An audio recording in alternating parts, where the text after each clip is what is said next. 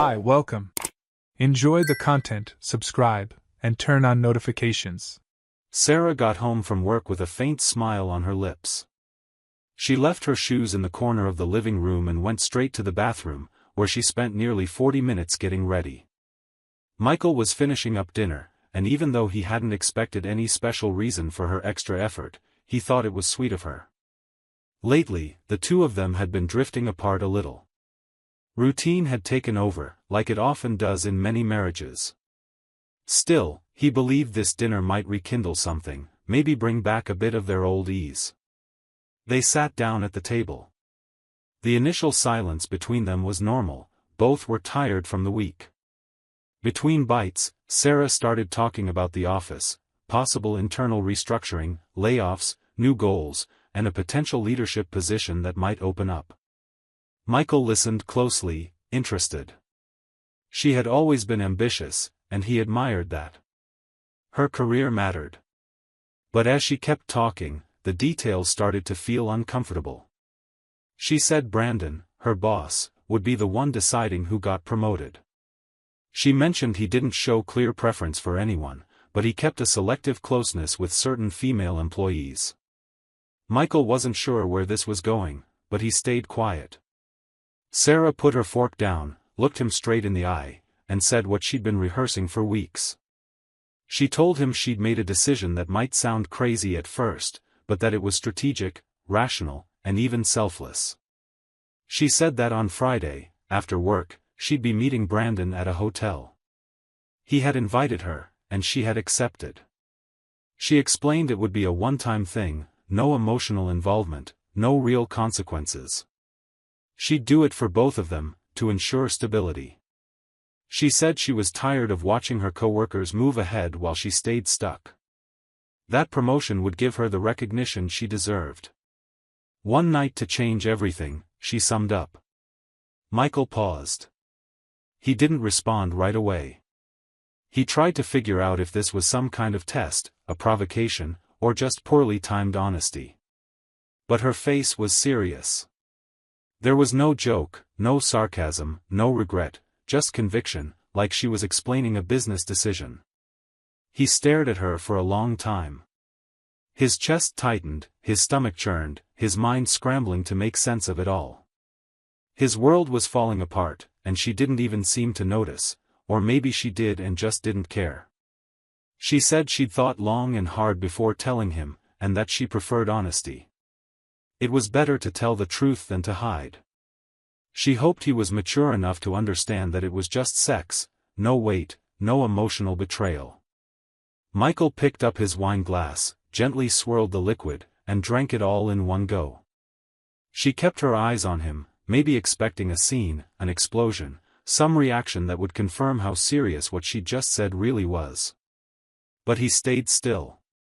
He said he understood how important her career was. He said he respected her ambitions. Then he got up from the table, went to the bedroom, grabbed his phone, checked a few messages, and sat in silence for a while, letting everything settle. The dinner stayed untouched. The smell of the food didn't matter anymore. Neither did the taste. Sarah didn't push to keep talking. She just finished eating and went to the bathroom to remove her makeup. She seemed calm, like she'd lifted a huge weight off her shoulders. Deep down, she believed he'd understand. That over time, this would be forgotten, maybe even forgiven. Michael stayed there, motionless. He felt the floor solid beneath his feet, but everything inside him was shaking. Her words kept repeating in his head like recordings. It's just one night, it's for us, it's just sex. Each phrase pierced him like nails in flesh. He went to bed later, when she was already asleep. He watched her face for a while. He tried to find there the reason he'd once chosen her. He searched for the woman he'd dreamed of building a life with, raising a family, growing old together. But he didn't find her. Instead, he saw someone who had crossed a line without looking back, someone who had reduced their trust to a simple transaction of interests. And in that moment, in the darkness of the room, Michael made a decision that would change everything. He didn't say anything. He made no promises or threats. He simply realized that, from that moment on, he was already a different man. He woke up earlier than usual, made coffee, and left it on the table like he always did. He left for work without saying much, his face carrying a strangely calm expression for someone who had just been hurt like that. Because what was growing inside him wasn't anger, it was clarity. Clarity about what he wanted, what he deserved, and what he was willing to accept. Some betrayals don't need shouting. They scream on their own through the absurdity of their existence. And Sarah's betrayal screamed loudly, even in complete silence. One morning, while she was in the shower, he picked up her bag from where she'd left it on the bed. Carefully, he placed a small hidden microphone inside the seam of the side pocket, a discreet device, easy to conceal. The device transmitted live directly to the app on his phone. Michael tested it, heard ambient sounds, and breathed a sigh of relief when he confirmed it worked perfectly. He put everything back and left the room before she finished her shower. When she kissed him quickly on the cheek to say goodbye and said it would be a busy day, he simply smiled and wished her good luck. At 11:28 a.m., Michael was listening clearly. Sarah was on the phone with a friend, casually chatting about weekend plans, laughing, making relaxed comments, seeming at ease. The background noise included typing, footsteps, scattered voices. Suddenly, a male voice appeared in the background. It was Brandon, her boss. Michael recognized it immediately. He approached her office with his usual confidence. "Got a minute?" She said yes, still holding the phone to her shoulder, asking her friend to wait a second. Brandon came in and, without hesitation, closed the door behind him. The click of the lock was recorded. The tone of the conversation changed. Michael could hear him pulling up a chair and sitting right next to her. The sound shifted, Michael could now hear their voices more clearly. Sarah stayed silent for a few seconds, probably typing or trying to focus. Brandon continued, "Friday night, we're still on, right?" She confirmed, saying she'd already booked the room at the Hotel Monarch, check-in at 8 p.m. Michael heard it all. "I hope you're ready to move up in life. It'll be good for both of us." "Brandon, relax. This is the office. Anyone could hear." He laughed. Then came muffled sounds. Kisses. The sound of her breathing quickening. She whispered firmly, "Just kisses here. Nothing more. If someone hears, it gets complicated." "Relax, I'm just celebrating early," Brandon replied. Michael closed his eyes, controlling his anger. The microphone kept transmitting. More kisses, whispered words, and then the sound of a chair sliding back. The conversation ended with Brandon saying her promotion was guaranteed after this. Then he walked away. Michael put the phone in his pocket and took a deep breath. There were no more doubts. And now he had proof. His plan was already in motion, but it needed adjustments. Michael took another deep breath and dialed the number he'd found on Sarah's phone a few days earlier. It belonged to Jessica, Brandon's wife. They'd never spoken before. When she answered, her voice was cold, suspicious. "Hello?" He introduced himself carefully. Gave his name, explained who he was, and asked her to listen calmly, because what he had to say involved both her husband and his wife. There was a pause. She didn't respond, but she didn't hang up either. So he kept going.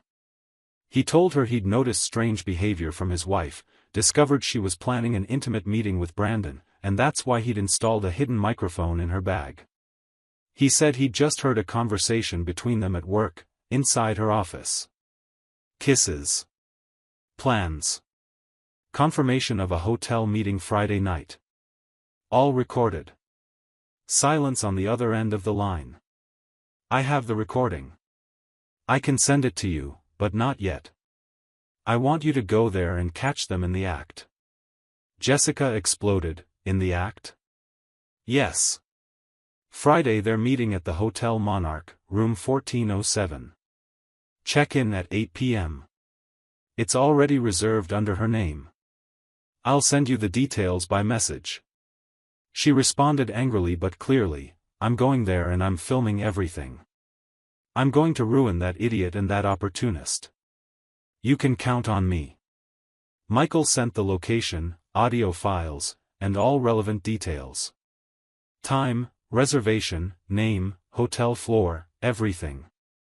On Friday night, Sarah left the house dressed like she was going to an important ceremony.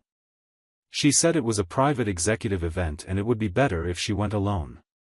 Michael complimented her, held the car door, helped with her bag, she took it with her, as always, and wished her a good night with a smile she didn't understand. As soon as she left, he grabbed his phone and activated the live feed from the hidden microphone. He heard her arrive at the hotel, speak with the front desk, the elevator going up, then footsteps in the hallway, the door opening. A little later, Brandon arrived. He greeted Sarah with a satisfied voice. They said the place was better than expected. Kisses, comments about the night they'd have, promises about the position she'd soon hold. Time passed, and shortly after, he heard a loud, sharp sound. A knock on the door. 3 times. What they didn't know was that Jessica had arrived at the Hotel Monarch about 40 minutes before Brandon and Sarah's scheduled meeting. She checked in and discreetly requested a room. She went in, locked the door, and turned off the lights. She left her phone charging and sat on the edge of the bed, heart racing, but eyes steady. She waited for the perfect moment. When she sensed they were more confident and distracted, she stood up, grabbed her phone, left the room, and went straight to the door across the hall. She knocked hard, 3 times. It was time to turn the tables. Silence. Sarah asked who it was, her voice tense. Brandon approached slowly. She went to the door, looked through the peephole. On the other side, Jessica shouted, "Open this door, Brandon. I know you're in there, and I know who's with you." The door opened. Jessica walked in with her phone recording. Sarah tried to pull the sheet to cover herself. Brandon stood frozen, unsure whether to run or try to explain. "This is your idea of a promotion, Sarah? This is how you earn a position? Sleeping with another woman's husband?" Sarah tried to say something, but Jessica cut her off. "You've destroyed my marriage and you're about to lose yours too. Because all of this," she pointed the camera at the room, showing the 2 of them hiding in shame, "will be seen by everyone who needs to see it." Before leaving, she told Brandon not to even think about coming home. Then she slammed the door without another word. And before she even reached the lobby, she had already sent the video directly to the company CEO's email. No edits, no captions. Just raw, humiliating footage of everything that needed to be seen. Michael got confirmation a few minutes later. A single message from Jessica, "Mission accomplished." He took off the headphones, closed the phone app, and stayed quiet. There was nothing more to say. What had started as a cold, calculated plan had now become final. The scandal was unfolding, and he was ready for the next step. In the days leading up to the hotel meeting, Michael didn't stay idle. While Sarah slept, while she talked about meetings and fake plans, he had already contacted a divorce attorney. He explained everything in detail, showed the audio recordings, attached evidence, and asked for speed.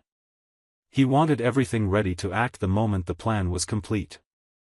And it was. The divorce papers were already printed, finances organized, and the lawyer ready to file the case the same day. He also spoke with the bank manager, set up a new account solely in his name, separated assets, and prepared digital access for immediate execution. He was just waiting for the right moment. When his phone vibrated with Jessica's message, "Mission accomplished," Michael took a deep breath and moved into action. Within minutes, he transferred funds from the joint accounts to his secure account, blocked her access to the bank, cancelled her cards, and changed the code on the smart lock at home. Then he prepared an envelope with the divorce papers, already signed by him, and placed Sarah's packed bags in the garage, filled with clothes, shoes, and basic items. Almost an hour later, around 11 p.m., Sarah parked her car in the garage and tried to enter through the front door. The keypad rejected the password. She tried again, nothing. She knocked on the door, nervous, calling for Michael. On the other side, he responded firmly, without opening the door, "Here are the divorce papers. Your bags are in the garage. Take them and leave." An envelope slid under the door. She picked it up with trembling hands, opened it, and saw the documents with his signature, and the realization that everything had been prepared in advance. She tried to justify herself. "Michael, wait. I did this for us, for our life. It was an opportunity." He replied coldly, "You did it for yourself. Now reap what you sowed." She stood there for a few seconds, tears welling up, heart racing. Then she walked to the garage, grabbed her bags, and returned to her car, not knowing where to go. She decided to go back to the hotel. Maybe Brandon could help her. When she knocked on the door, he was still there, sitting on the edge of the bed, phone in hand, face pale. He opened the door without a word. Sarah walked in, trembling. "Did they see the video?" she asked. Brandon didn't answer right away. He just looked at her and said, "The CEO just called. We've been fired. Both of us." She sat on the edge of the bed, silent. Then she asked, "Now what? What do we do?" He gave a humorless, tired laugh. There's no we, Sarah. I'll figure out what to do with my life. Well, it'd be better if you disappeared from my sight. You've only brought ruin." She begged, "Can I stay here tonight?" Brandon was direct, "No. Leave." She picked up her bags again and left the hotel with no destination. She called a friend who took her in out of pity. She slept on a mattress on the floor, listening to messages from family members criticizing her and news spreading quickly at work like wildfire. Over time, the scandal went public. Brandon lost his marriage, Jessica filed for divorce citing adultery, revealing enough details to eliminate any chance of reconciliation.